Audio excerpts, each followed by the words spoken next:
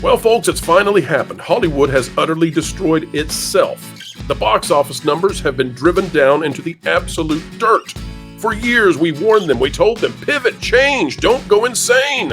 And yet the Twitterati all declared, we don't need you, we don't want you. If you don't like it, don't watch it. Well, guess what happened, folks? That came true. And now Hollywood is asking you, please, please come back. We have the numbers you just cannot believe. And we'll tell you how off track the box office is for 2024.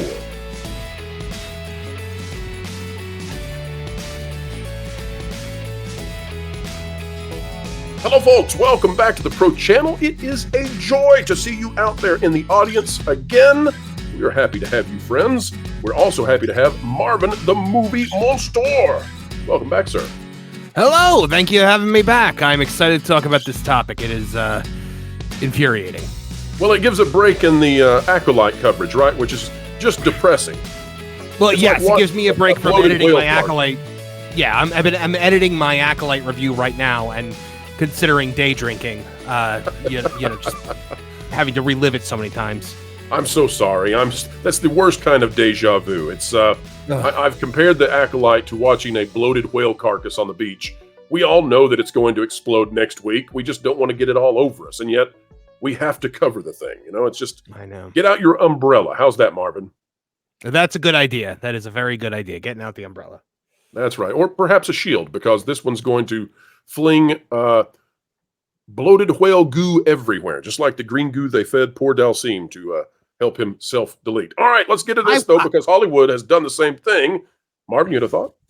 No, I was going to say I would rather the bloated whale goo all over me than have to watch the Acolyte again. So, yes, that's something I never thought we'd discuss. But yes, we all, folks, would share the sentiment that we would rather have bloated whale goo on us than watch the Acolyte. All right, Marvin, let's talk about what Hollywood has done to itself. Folks, we want to tell you that the box office is down about 41%. From pre-pandemic levels. But that really masks what's going on here, because the box office is using ticket prices that are greatly inflated compared to where they were before the pandemic. And so the big number you need to know is that Hollywood is staring down the barrel of a 60% decline in attendance. So actual people going into theaters down 60%. That is devastating to the industry, and it's unsustainable. Let's read this article out of, I think it's pronounced Pajiba. I'm not sure. Pajiba, I don't know. But anyway, it's by Dustin Rowles, and it says there are still glimmers of hope in this year's box office wreckage. Folks, notice that the mainstream media is now calling this the box office wreckage, and we told them that this wreckage was coming. We told them that going woke would make them go broke. We told them that this would break the consumer patterns. We told them that going full on into streaming would remove the FOMO from going to the movie theater. They did not listen up for a moment.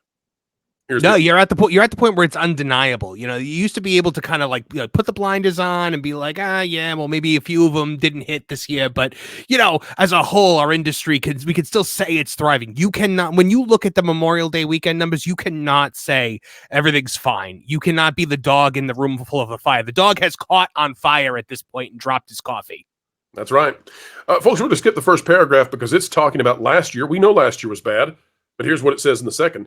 I've been watching the numbers. Now, this is the author, not myself, of the May releases because I feel invested in the success of the movie-going experience.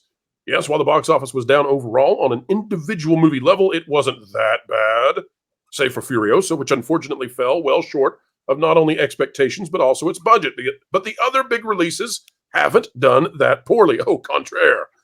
Kingdom of the Planet of the Apes has earned $340 million on a $160 million budget. You add in the marketing, and folks, that's what we call a flop. The dismal Garfield movie has been very popular or profitable, and that is true. John Krasinski's If has had solid legs and may end up being an Elemental-like hit. Could be, although Elemental was a flop. And even the Fall Guys' disappointing run hasn't been a total disaster. Yes, it was. So, this guy's really he's huffing the copium in this article a little bit. That's right. It goes on to talk about just how bad this year is. And, this is, I don't want to be too harsh with our good friend Dustin here over at this website we can't pronounce, but Marvin, this is the mainstream media catching on to what we have been saying and they're figuring out that this is completely unsustainable. They simply can't and survive this way. they're brushing up against the truth, but still not going all the way. They don't want to admit what it is that people don't want to see. Oh, it's superhero fatigue. Oh, it's, Marvel doesn't have that much going on this year, and that usually props up the theaters. No, like, this is the problem. The problem is that you have let activists ruin movies. You have sacrificed entertainment on the altar of agenda, and nobody wants to be lectured at. Look, and it's not that people are like, oh, I don't want to go see women. I don't want to go see gay people because I'm sexist and homophobic. No, it's not that. It's that we want to see stories. We want to see entertainment.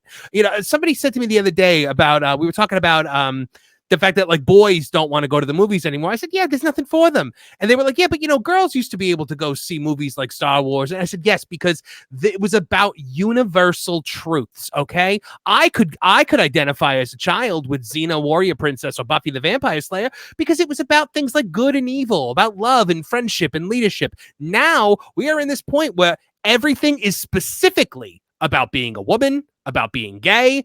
And if you are not in that group, you don't identify with it because we're telling niche stories now instead of broadening our perspective to universal truths. And that is why nobody goes to the movies anymore. Doesn't also help that it's $1 million to go to the movies. Well, it's woke tribalism nonstop. And so now what's happened, Marvin, you're exactly right. What has happened is they did this for so long and so poorly that they disrupted the consumer pattern. So the multi-generational tradition, right? The culture of going to movies has been broken. And so what they would have to do now is they have to reinstate the pattern of going to see movies at the movie theater, because kids today, they haven't grown up going to see movies. And teens didn't grow up going to see movies. I know this is bizarre, but they would have to reinstill that tradition.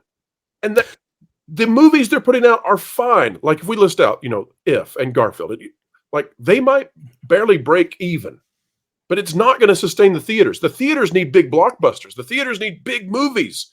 And I'm sorry, but you're going to have fantastic films to get people to go back. You're going to have Godzilla -1s. You're going to have Top Gun Mavericks. You're going to have Avatar: The Way of Waters.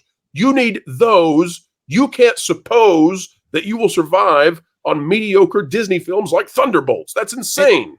And the thing, like you mentioned Avatar: The Way of Water. And by the way, I think that movie is putrid, but that movie is an event movie. That is a movie that I have always said with the Avatar movies, you go see them in the theater on the IMAX screen because that's an event. It's very, very pretty. It's you lose something when you watch it on a small screen. And part of the reason I think why Hollywood is not getting repeat views anymore. When a Marvel movie used to come out, I saw Avengers Endgame like 6 times in the theater. But now the turnaround to streaming is so quick. Nobody goes more than once. The last movie I saw more than once was Mario because I wanted to go see it in 4DX. Can I tell you something, Marvin, that I think Hollywood needs to hear? So if you are someone who works in Hollywood, if you are someone who has decision-making power, pay close attention. Outside of the film known as Barbie, what do every single one of the movies that have succeeded to high levels in the past 3 or 4 years, what do they have in common? Paternity positivity. We're going to start using that. Paternity positivity. Top Gun Maverick.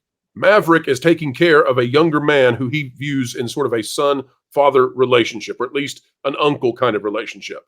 Mario, it's an older brother looking out for a younger brother. Avatar, despite the putrid nature you say swims in the waters of that 3D experience, it's still a story about a dad trying to take care of his family. They are paternity positive. Your thoughts, Marvin? No, I think you absolutely hit the nail on the head on that. And I think also the thing is they are marketed to audiences that exist. Top Gun Maverick knew who it was marketing to. Mario knew who it was marketing to. Barbie even knew who it was marketing to. It was a movie marketed toward women that women actually went and saw because it was for them. It was a movie they wanted to see. They are marketing movies now to this mythical modern audience that doesn't exist, that doesn't care about things like paternity positivity. And that's why no one goes to see it, because the audience that they think is out there isn't out there. And I go ahead. Well, I was just going to say, 60% drop in attendance means this is over. And that's when you said that they're dancing around the truth, but they're not willing to go all the way. The all the way that is obvious at this point is that movies will go away. The movie theater experience is at the edge of utter collapse. Like by the end of next year, if this isn't fixed, and that means fix it now, because it takes a while to get these things into theaters. If this isn't fixed by the end of next year, then we're going to see a mass collapse in movie theaters. And we're going to talk about movie theaters and AMC and all this, the rest of the stuff. We're going to talk about that like Kmart and Sears. That's where we are. Change it now or it's over.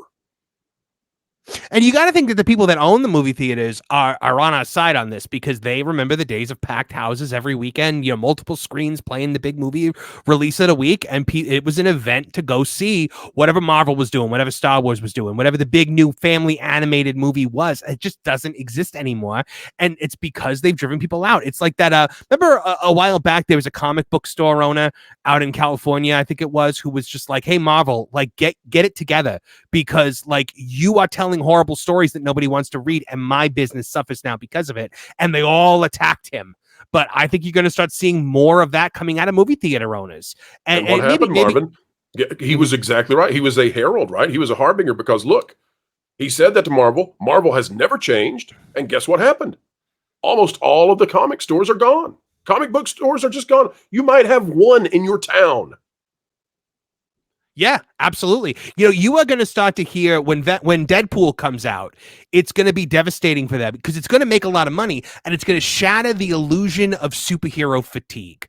Okay, once Deadpool happens and Deadpool dominates the box office, you're going to be like, okay, well, it's not superhero fatigue. What could it possibly be? Well, they're going to have a hard time with Deadpool and Wolverine, because people are going to be saying, "Oh, pale and male does well," and they're not going to be able to deny it. They're not going to be able to deny it. I joke, though, because listen, it doesn't matter the color of one's skin. It matters the values that you hold within.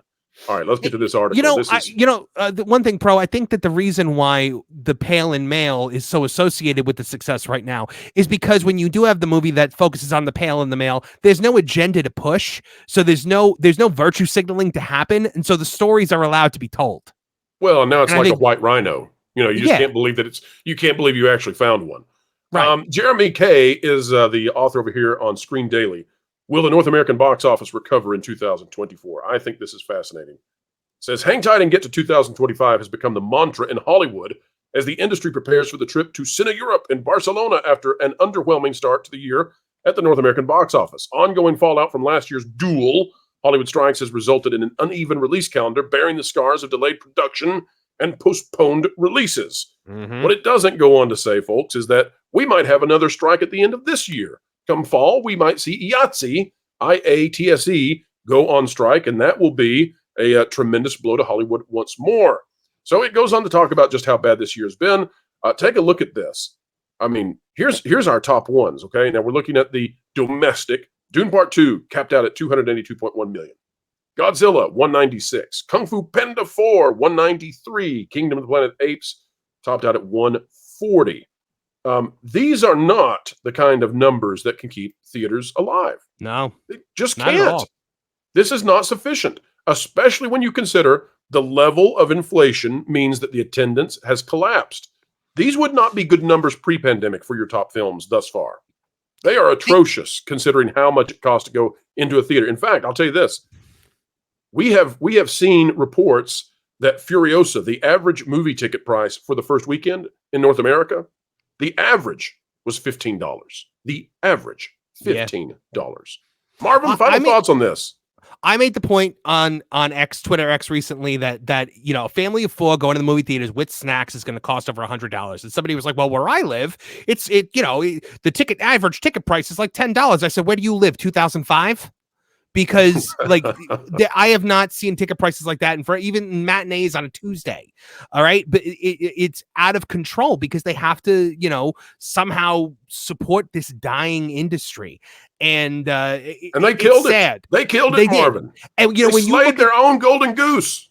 And when you look, I think people have just like they're tired of watching IPs that they used to love being handed over to these hacktivist writers who don't know what to do with them. All those movies that you just showed me that were the top grossing movies of the last year, they were, with the exception of Bob Marley, which was a biopic, almost all of them were sequels or remakes or some kind of prequel, or they are creatively bankrupt. People do not want the IP farming anymore. It's to the point that we were talking Marvin, on that pod place. Marvin, they are listen. They are giving us brand new IP. They could have given us a glorious Disney Plus show to switch to streaming for a moment. They could have given us a glorious Luke Skywalker show where he's a hero and he's a tremendous Jedi master, and they could have done wonders with it. But they are so stunning. They are so brave. They are so devoted to new IP that they have given us The Acolyte. Yeah, well, that's the problem, is that people now look at the IPs that they're mining and they go, I'm not going to go see that. I don't want to see them mess up Godzilla. Especially I don't want to see Godzilla in a dress. Yeah, exactly. Like, the only time that we're seeing quality come out of Hollywood now is when it has something to do with our friends over in the East from Japan. You look at Godzilla -1. You look at Mario, where the guys from Nintendo had a huge hand in the creative direction. There were rumors that Universal wanted to go completely and make it Princess Peach the movie, and the Nintendo guys were like, absolutely not. You look at One Piece over on Netflix, huge success, and that was because the manga writer was the one who had his hand on the wheel and was like, no, you will not do this. You will do my work as written, and we can take a big and that is why they are so threatened by the Japanese movie industry and TV industry, manga, anime, because it is from a culture that is built on things like hard work and family and respect, and period. And that's things that Hollywood has nothing of. You heard it here, folks. The traditions, the entertainment of the West being protected by Japan, but Japan facing a Godzilla of postmodern neo-Marxist Hollywood execs who will destroy anything at the first chance. Marvin, one thing that is not destroyed is rising like a tide is your channel and the interest in it. Tell the folks out there where they can find you on this great, big, beautiful web. Well, we've got Tooneytown Wrestling that's been going strong for forever. We're setting to cross the 4,000 subscriber mark. Probably, I'm hoping this month.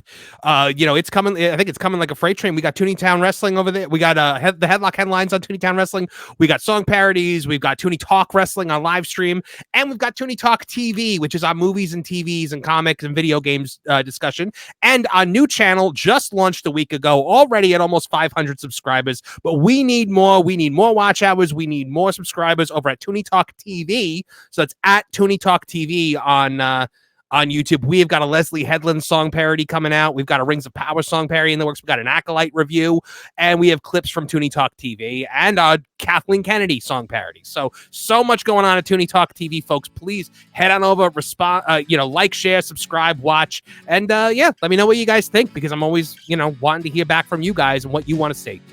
Fantastic stuff. Make sure you are subscribed today. And folks, don't forget, next week we are making a huge announcement. In fact, we are planning to make the announcement during the Acolyte After Party Tuesday evening.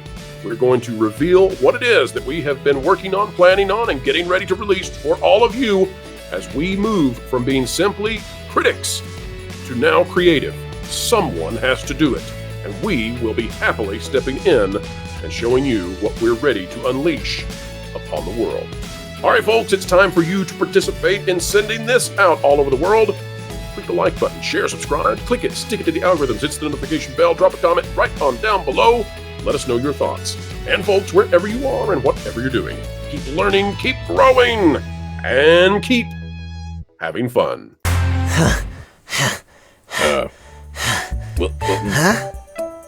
What are you doing? Well, I was feeling really behind and uneducated on all the happenings in the entertainment world. So, I was trying to work out a solution, specifically around 12 p.m. Eastern Time. And, this is what I came to. That's not what that means. Oh. But, why wouldn't you just watch Midnight's Edge on Mondays, Wednesdays, and Fridays? And on Tuesdays, on WDW Pro's channel, you got the Pro Show, and on Thursdays, you got That Park Place with Jonas and Vash. Jonas? That guy sucks. Well, feel free to jump in the chat and remind him of that regularly. I won't feel free. I am free, baby. But I think you forgot something important. What's that? On Wednesday nights at 9 p.m. Eastern Time, there's something really special that happens on Floral from Under a Rock. Ah, right. Under a Rock, where we don't simply talk about entertainment. We actually try to be the entertainment. Which, I mean, Floral, you're actually kind of dragging the show down, you know what I mean? Well, theoretically, you and everyone else knows now what's happening at 12 Eastern Time throughout the week. Yep.